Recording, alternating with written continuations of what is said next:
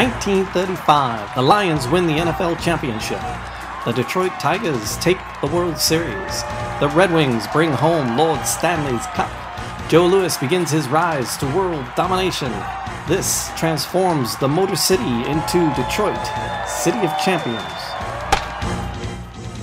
And episode 2, Detroit City of Champions. This time it's the trials and tribulations.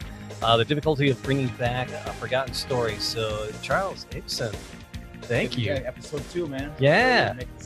Yeah, I'm Jamie Flanagan here with Charles. And just talking about episode 1, we got a little bit of the backstory. We got a little bit of your backstory and how you found this interesting statistic in a media guide. And then from there, you were like, I'm going to write a paper about this. And you couldn't find the information for the paper. And began a 7-year journey of 3 books and a screenplay and a whole lot more. So we looked at the years surrounding 1935, kind of a little bit of the backstory. Detroit was kind of meh, you know. Yeah, before it happened, it was in the middle of the Great Depression. Yeah, the city's basically, I mean, the auto industry was in the tank, it was in the toilet. And there's cities looking for anything to get excited, and this certainly did the trick. It was akin to a miracle. You've got championships across the board. 33 different 33 championships in 1935 in Detroit, which made us the City of Champions, and really began.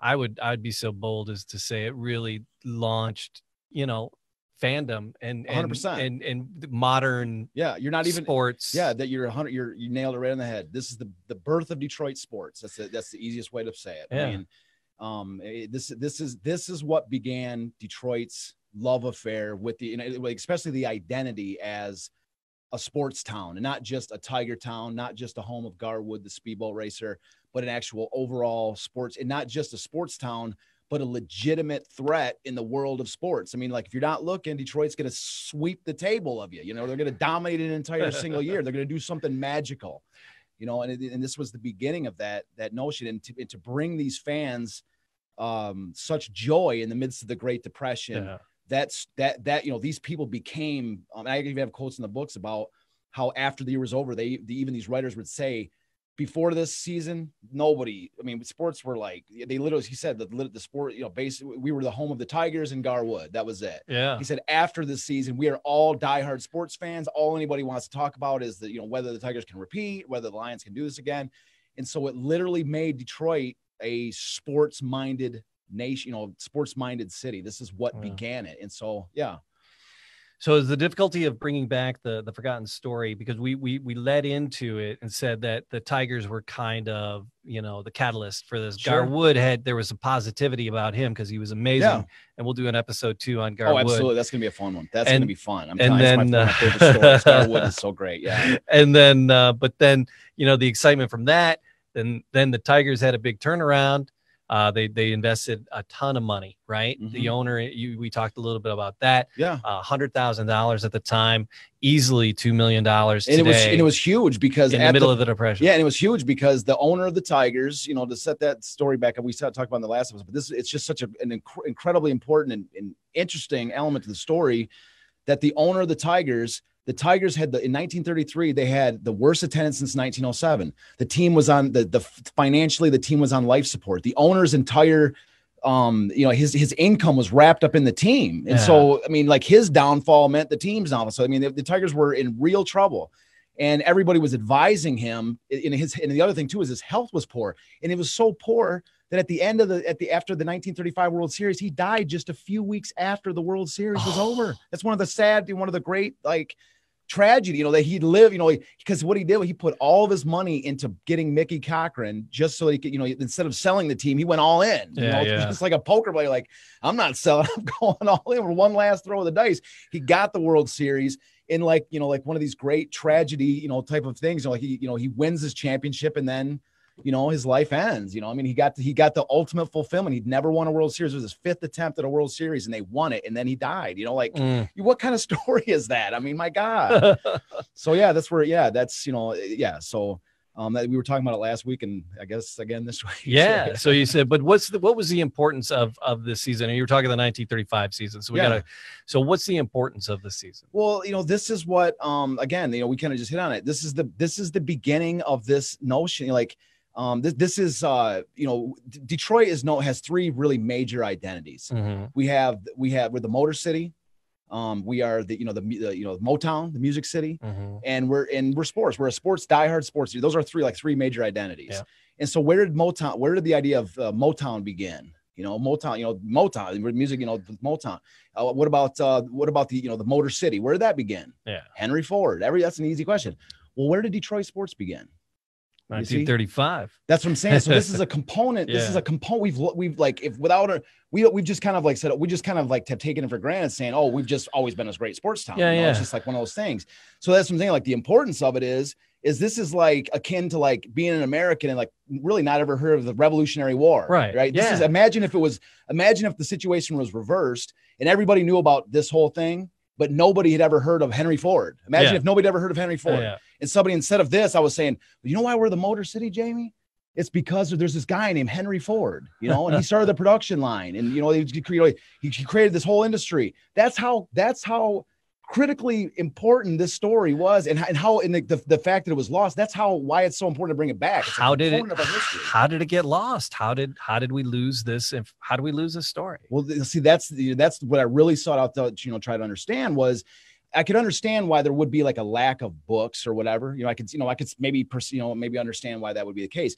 But a lot of stories that that there's no books for, there's people still remember it just because it's just like an iconic part of history. It's part of the story. So there may be like a lack of books, or if just a handful of books out there.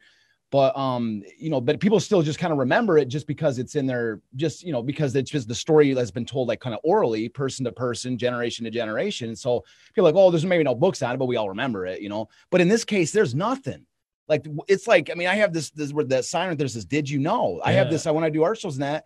I have that sign up there, and it's 95% people. By the way, I had no idea that the three teams won their first championships in the same season. It's unknown. That's why, so I'm saying, like, that's the question: is how has it been so completely forgotten? It's not just like, why isn't there no books on this? It's unknown. Yeah, and so that was what I sought to answer. And so. I think that there's a few different. I've come up with a few different things that I think make sense for the reason why. Is that in the 1930s there was and today there's two newspapers, the Detroit Free Press, Detroit News. In the 1930s there was three. You had the Detroit News, the Detroit Free Press, and the Detroit Times. Of those three, the Detroit Times was like in the middle of the Great Depression, anyways. The Free Press and News were more about like, cutting staff and, reporting on stories. They were trying to keep their budget low. Whereas the third newspaper, Detroit Times, was owned by William Randolph Hearst, who was a billionaire in his day, like one of the richest people in America in his day. The other two newspapers hated Hearst. And there was a rivalry between these newspapers, especially with the Times. They all hated Times because Hearst could actually, whereas these other newspapers had to just basically cover the story. Yeah. Hearst had the money to actually go and actually create stories, like had the money to actually create different sporting events and Detroit Times sponsored events. And then his newspaper would be the only newspaper that covered the event. And then it looked like he had the exclusive, the only exclusive story in town. And so they hated him for all those things. And especially for a stunt that the Detroit Times pulled. And this what the story I'm about to tell kind of illustrates, just the kind of the situation at the time. Is it was in 1926 in the Detroit newspaper, 26 or 28, somewhere in there. Anyways, they one of those 2 years, the Detroit News building, the cash counter was held up at gunpoint. Yeah. Okay. Somebody stole like $50 from the cash counter in the Detroit News building. And the Detroit Times reported the story. They sent out an extra edition, Detroit News building gets robbed at gunpoint. And so they beat the news to their own robbery story. You know what I mean? It's like stuff like that they did that just annoyed the hell out of these other newspapers. So anyways, the long and short of it, so the idea was is that eventually the Detroit Times folded. In 1960, the newspaper folded. So the archives of that news, so the archives were tucked away. There's only 2 complete examples. There's only 2 complete files of the entire like archives of the Detroit News. And those are in the Library of Michigan in Lansing and in the Detroit Public Library. So there's only 2 copies left. And so like a lot of times modern. This is like microfiche. Yeah, microfilm. Yeah, so the microfilm. Yeah, so yeah, and so in the 1930s, especially with the City of Champions story, when you're looking at the Free Press, you're looking at the news. It's like the news in the Free Press were, again, they were covering the events. Right, they were the Tigers win the World Series, Lions do that. Lions win their championship, Red Wings Stanley Cup. But the Times blew it way up. Yeah, they blew it way up. It was like every day it was like City of Champions, City of Champions, City of Champions. They had all kinds of fun with it. In fact, it was the Detroit Times which sponsored the Champions Day party at the Masonic Temple at the end of the season. And so the Detroit News and Detroit Free Press didn't even mention that the party was even happening. The Detroit News mentioned it a day after it happened, but it was after the event happened, and only just like a little blurb. Yeah. That was it. And the Free Press didn't mention it all. The Free Press issued this commemorative newspaper the day after. This is a replica, right? But they issued this commemorative newspaper the day after the party. And that was their sort of, this was April 19th that this newspaper come out. And then April 18th was the day of the party. So it was the day after. Yeah. And so, because if they were the ones that promoted this, promoted the event, the Detroit Times event, then they would have been like, given glory to the Detroit Times. See, so that's what I'm saying. So there was a rivalry in that newspaper. So that component is important to understand, because any modern day researcher that goes back in time to look up, that says, oh, I'm going to look up, I'm going to look up information on these teams. And they only use the news and the Free Presses, which is maybe all they've ever heard of. Sure. Or maybe they think because the Times folded, it wasn't that big of a deal. That's that they're missing out on an essential trove of information. And that's where some of your colorful writers. Detroit came Times from. was an essential component. Well, it was a kid, Iffy the Dipster. What was it? Oh, Iffy the Dopester. I think he was the Detroit News. I think he was Detroit News. I love that. Iffy was awesome. He's got a great little cartoon all the time with him too back then. Yeah. He was cool. But so that's a basic component. That's like one, that's just a one element of it. But yeah, and so that's one of it. And then another component of it is the way that people study sports history today. Right. Sports history really isn't that old. I mean, 100 years is really what we go. A little bit over 100 years is the history of American sports. And so a lot of times when a researcher, when they study sports history, they're like, the history of the Tigers, the history of the Lions, the history of the Red Wings. It's always compartmentalized into different sports. And so if all you're looking for is the Tigers information or the Lions or whatever, you're not even really looking. There's 8 million things going on in the newspaper. So if all you're looking for is that subject, that's because that's what the readers want to hear. I don't care about football. I don't care about hockey. Yeah. I want to just, I just want to read a book about baseball. Leave me alone. I want to do that. And so that's what they write for. That's what the person might be only a baseball historian or only a football historian. So that the way that the sports history is studied is also one of the contributing factors to that component. Because this is all sports, this is the whole, you have to look at the year. And so out of these papers, did you read like every day for all 3 papers? Did you go through each and every one? Have you gone through all of them? Yeah, I did a bracket. What I did, it was years. It was every single day. I went in there and I read, I didn't read every newspaper, but I did a real thorough, dive through each of them. And what I did was I bracketed, I bracketed like a year and a half on top of each season. So it was like beginning, really I really started before 1934. So it was really late 1933 and then late 1936 was really about the bracket of time that I spent for all 3 newspapers. And then it was every day in the Detroit Library. Like I live in Detroit, I live right next to Detroit Library, so it was every day. I mean, that was my thing, studying every day. But yeah, so it was, that was key. So, but there's also one other element, which I think is really important to the element of the forgotten nature of the story, which is that you have to keep in mind, like when this story takes place, the story ends in 1936, in April, 1936 with Champions Day. And then just a couple of short years later, World War II begins. Sports become completely unimportant. Mm-hmm. And so when the world comes back from war, when the world comes back from war, within the first couple months of Detroiters coming back from World War II, the Tigers win the World Series. They won the 1945 World Series. Right. And then there's the 1950s, the golden age. The auto industry comes back. Yeah. The Lions win 2 championships. The Red Wings win 3. This is like, there's championships galore. Bobby Lane, Gordie Howe, winning championships everywhere. So there's a whole new era of Detroit sports, a whole new era. And so everybody was looking forward to like turning the page. And whenever anybody whenever people look back at like the 1930s, the first thing is like, that was the Depression. Like, what do we need to know about it? That was a depressing time. Yeah. And it was called the Depression. It was called the Depression. Why do we want to go there? Yeah. Great Depression stories are a lot of times marginalized because it's like, that was a depressing time. Well, fuddly foo. Yeah. So, but the idea too, just to like with final element to that story, the component is that imagine two brothers going to imagine a father wants to tell his son about going to the Red Wings championship in 1935, just like take us into a game. But imagine he wants to tell him about this whole events of this year. But the only problem is that he went to these games with his brother, whatever. Maybe his brother never came home from war. Maybe his brother is no longer there. And that memory is tinged with a sadness, I mean, that the fact that they can't, he'll shed a tear just from telling the story. So a lot of these Great Depression stories, people always think of this like almost like an unbroken line, like father to son, mother to daughter, whatever. But a lot of these stories, maybe they were difficult to tell. Maybe they were difficult, they were difficult to pass down. The trail is broken. Exactly. So I think that a combination of these events and maybe even more. Well, then you have the advent of, film and the footage, video footage, film footage of the games being more prevalent. Absolutely. In the 50s and then into the, when the world came back from World War II, it was a goal, everything changed. Yeah. Big broadcasting came in, everything. And then even when talking about sports history, a lot of times sports history is divided. They actually call it pre-war and post-war. Like they say pre-war sports and post-war sports, meaning World War II. Like the World War II is a great like dividing line.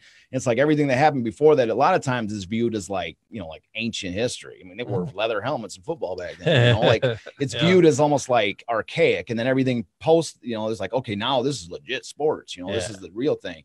And it really is it's just a perception. It's not anything anywhere near reality. I mean, this is an incredible era. And so I think the combination of those factors, and maybe even more that I haven't even thought of, but that's the elements of the forgotten element of it. So the current forgotten elements, right? That was what we were talking about there. So what needs to be remembered? What do we have to dive in and what do we have to extract from this? Yeah. Well, I mean, the whole component of that's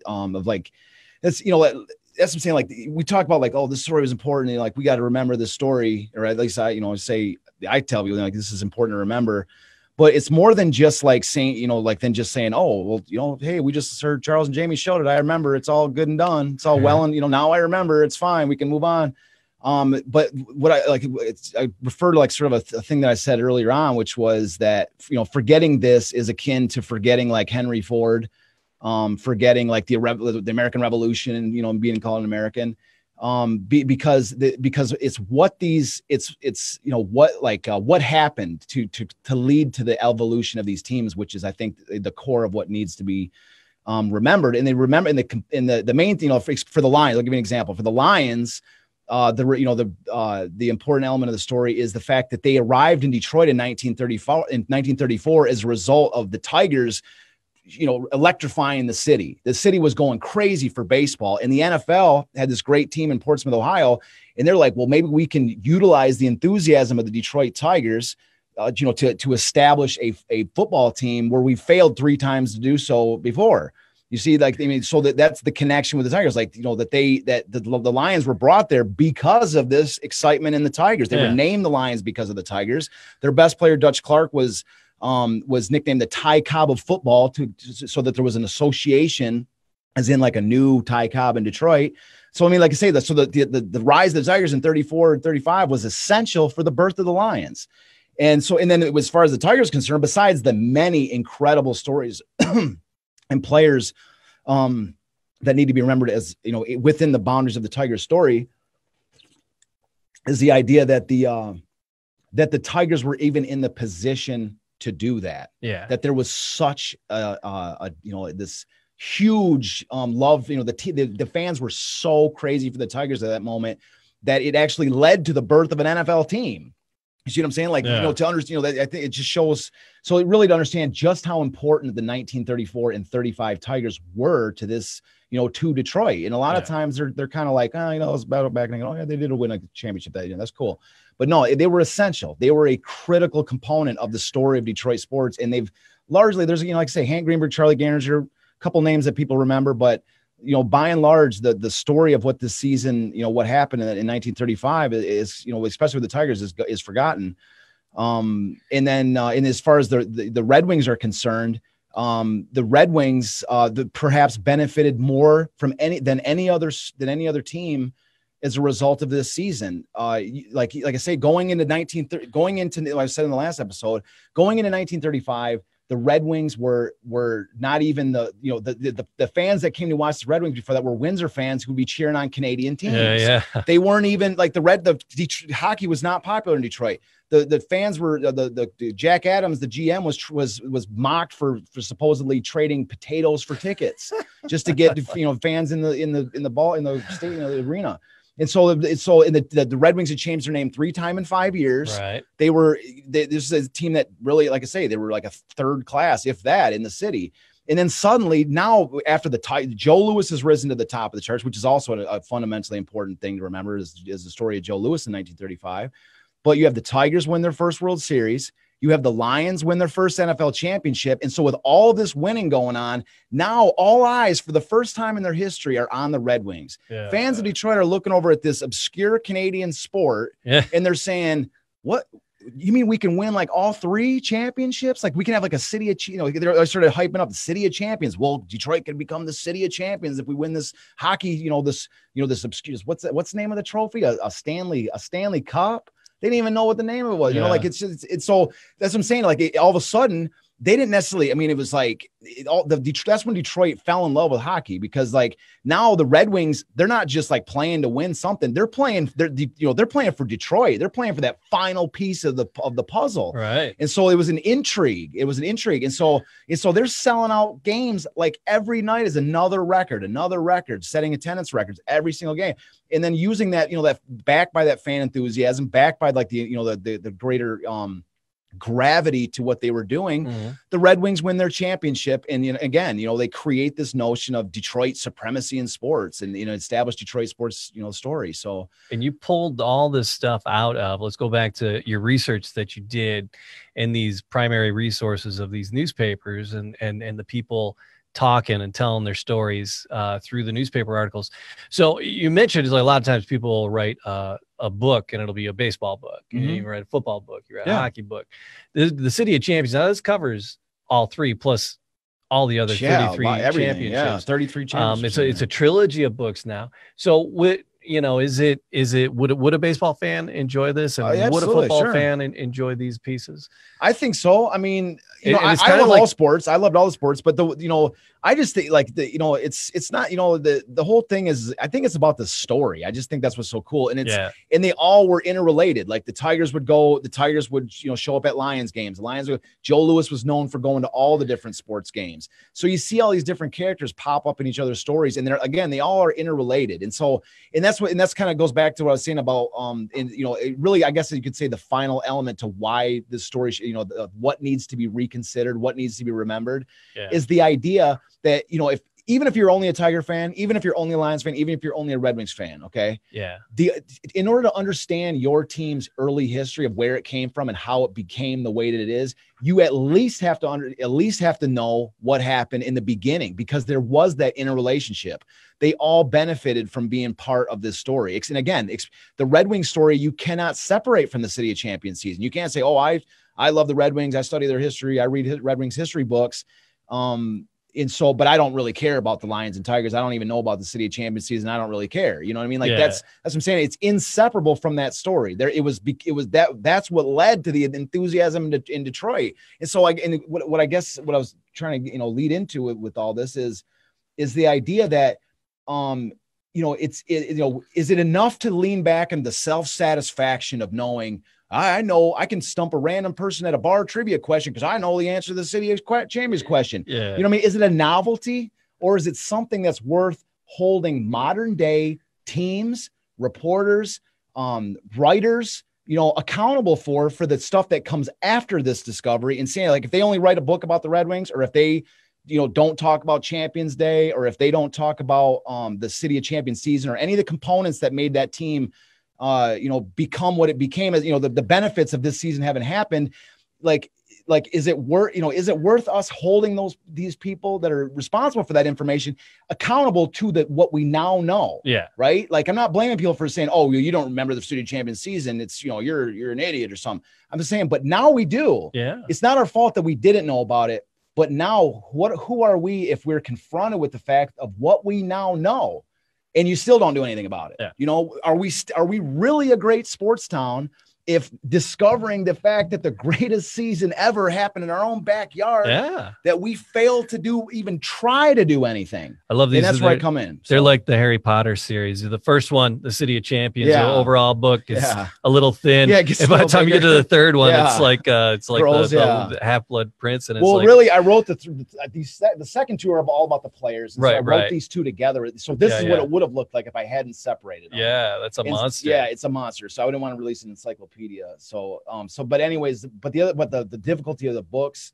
was that because they're so thick, a lot of people were telling me when I was going to publish them that I should divide them into Tigers, Lions, Red Wings, Joe Louis, Tigers, Lions, Red Wings, and then the 33 championships. Like, I should have 5 different thin books. And then I could sell them, piecemeal and make more money. But that ties right back into what I just said about once they're separated. Now people are like, oh, I only want to buy the Tigers. I only want to buy the Red Wings, the Lions, whatever. I'm contributing to this exact same situation. That was the dilemma that I found myself in when publishing. So I had to divide them in half.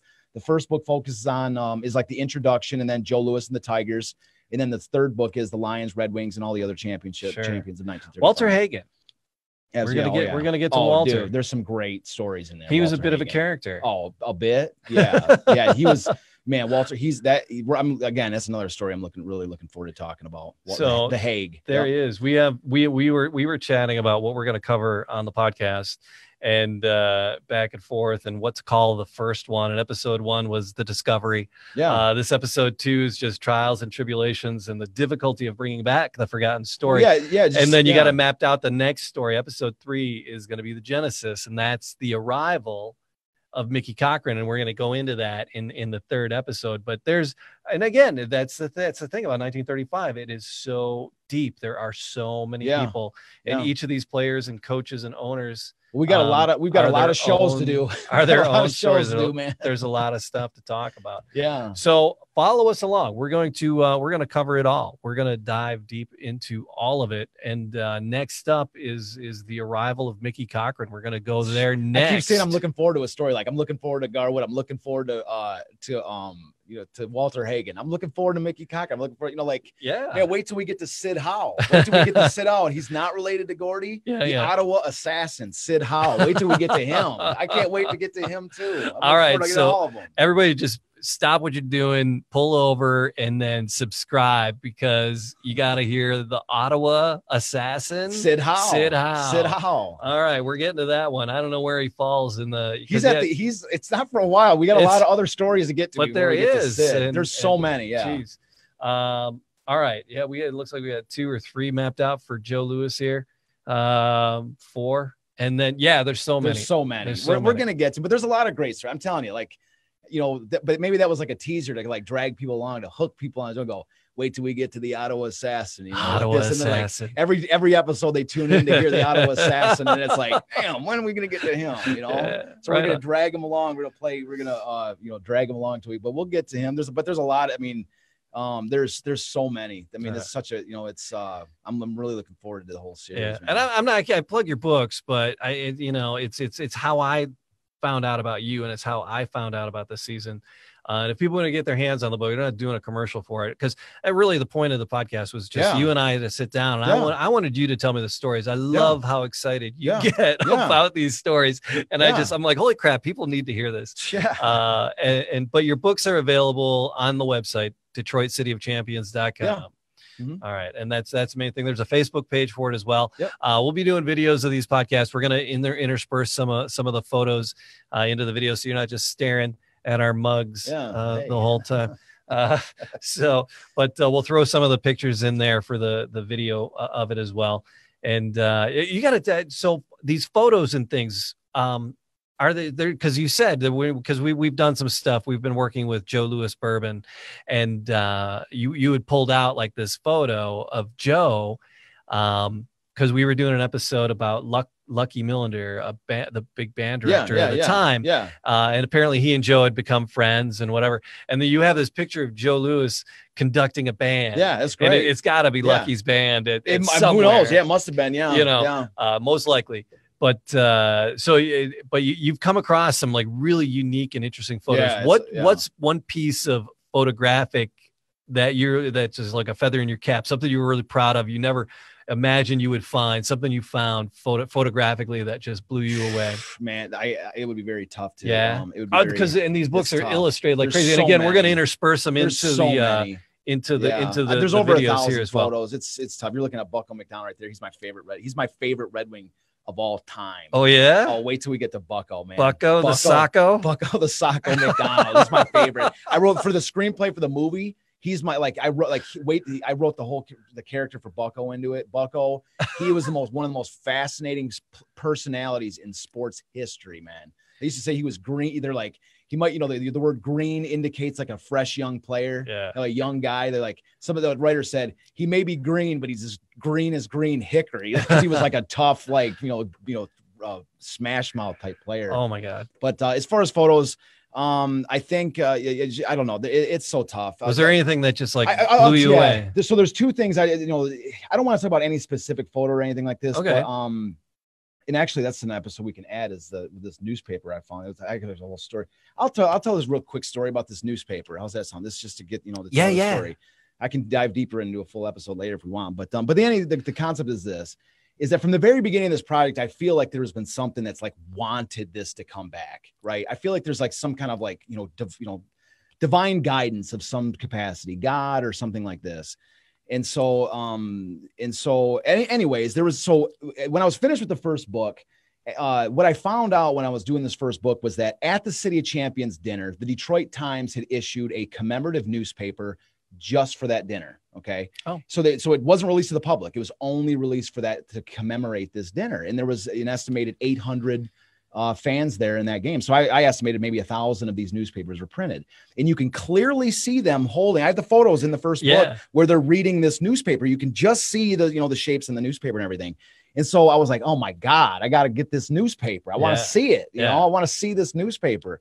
And so, I couldn't find it for the first book. There was no looking for it. There's no, where do you look for something like that? You know? And so, anyways, so I wrote a note to myself and I taped it to my desk for the 7 years I was working on these second two books. And the note said right there, look for the City of Champion, the Champions Day newspaper. Okay. And who, the Times did it?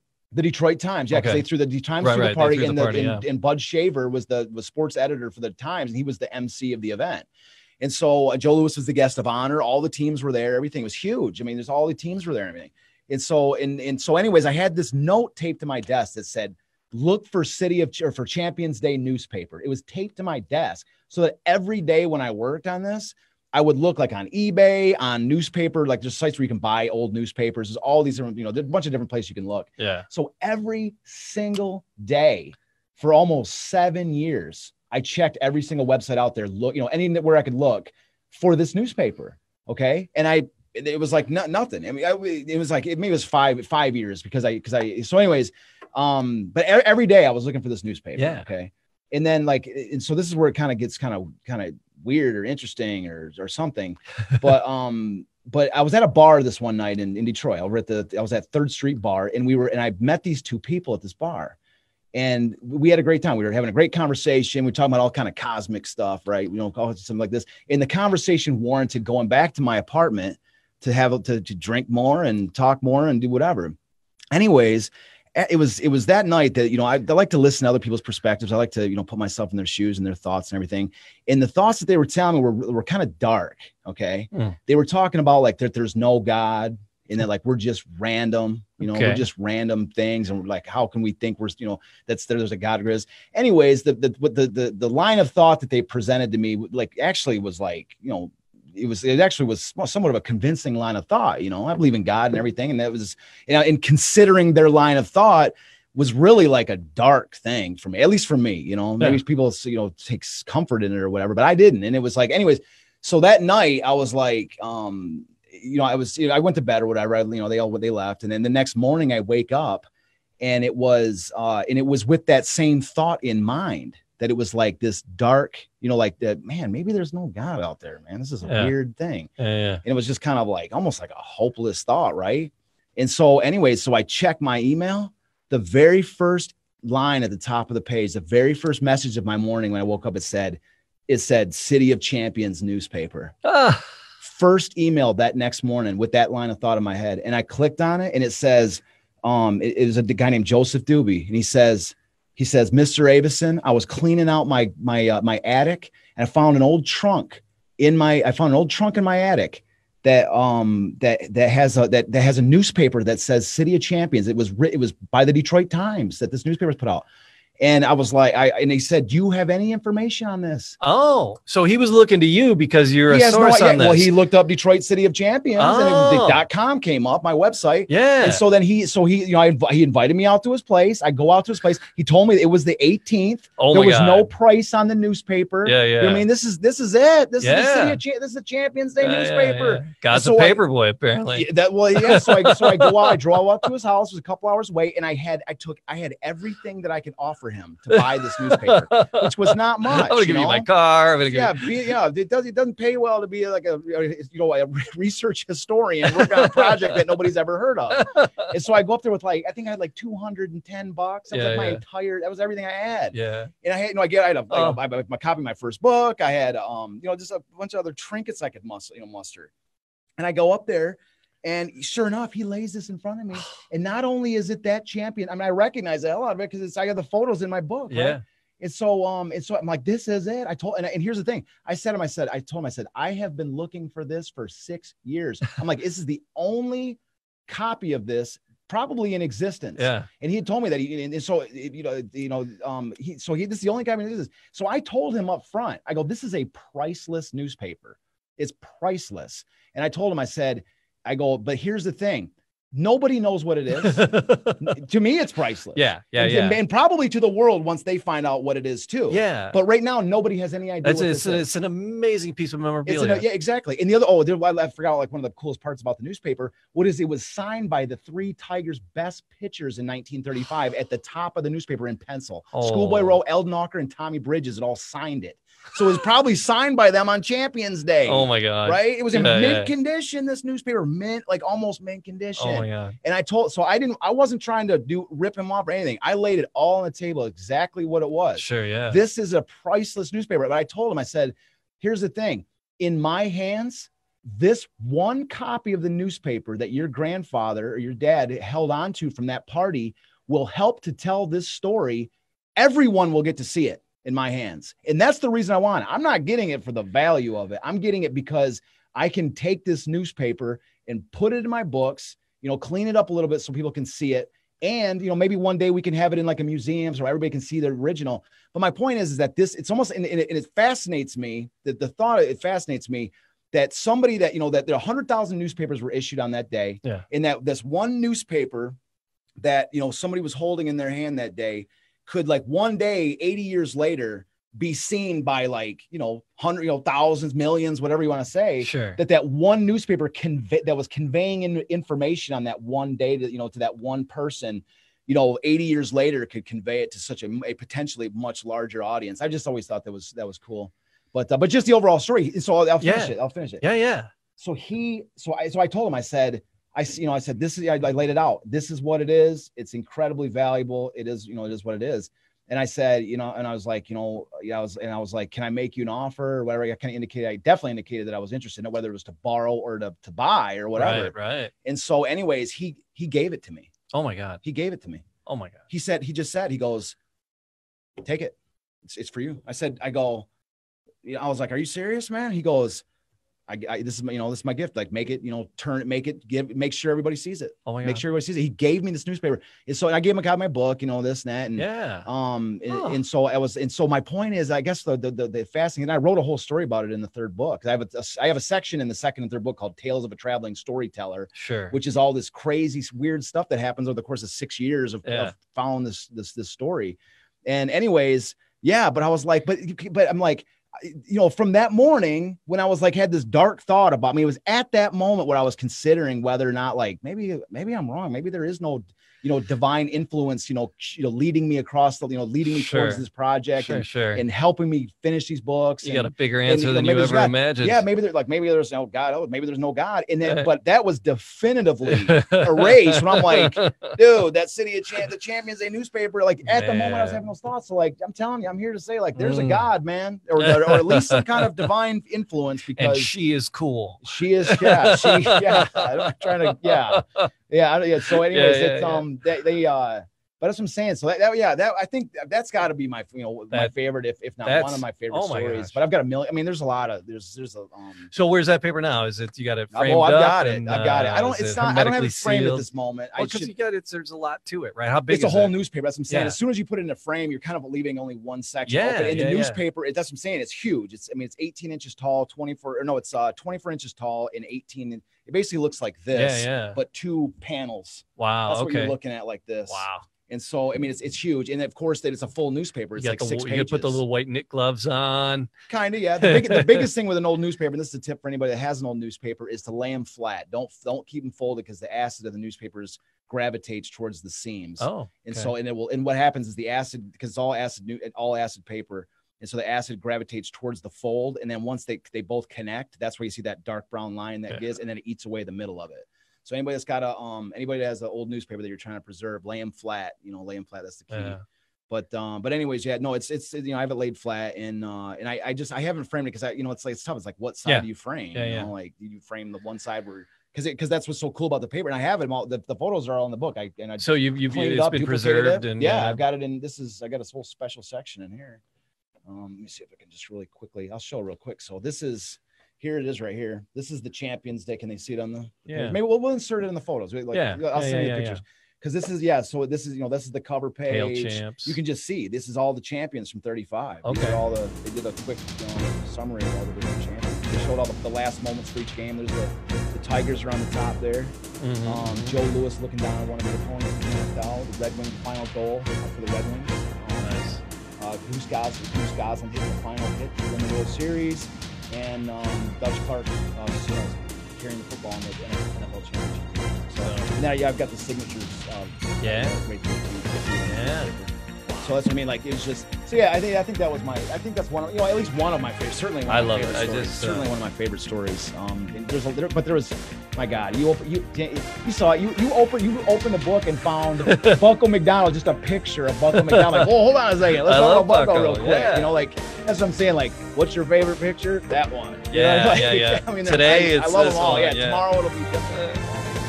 All right, so we have a lot of stories to tell. DetroitCityOfChampions.com, Detroit City of Champions, the podcast. It's on Facebook too.